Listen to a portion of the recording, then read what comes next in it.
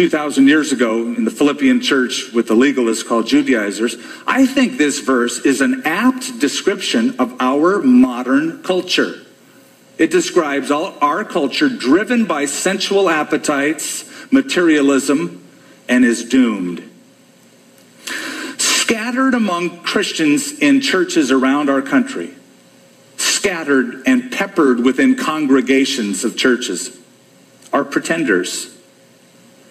They may be sitting next to us, singing the same songs, reading the same book. And though they're singing the songs of heaven and speaking the language of heaven, they really don't have a passport signed in blood at the cross of Jesus Christ. They're trusting in something else. That shouldn't surprise us. Jesus predicted that, didn't he?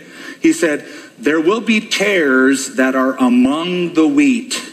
He said, many will come to me in that day and say, Lord, Lord, didn't we do this and didn't we do that?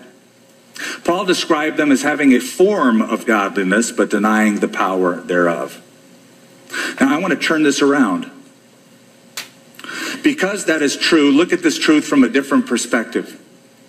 If indeed Paul is correct, and we know he is, if it is true that in Christian churches and congregations, there may be a host of different people at different levels, some who think they're believers and they're not really born again, they're not saved. It's a wonderful opportunity to see it as our mission field. Instead of going, oh no, there's heathens among us. There's false pretenders among us. Great.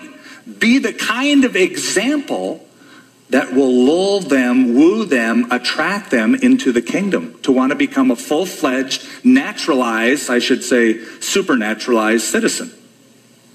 Billy Graham, that's been his whole mentality in evangelism for so many years.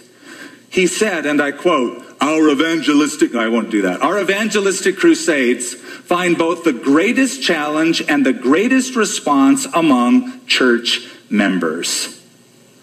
So it's a great opportunity. And if you're here today and you're uncertain of your eternal future,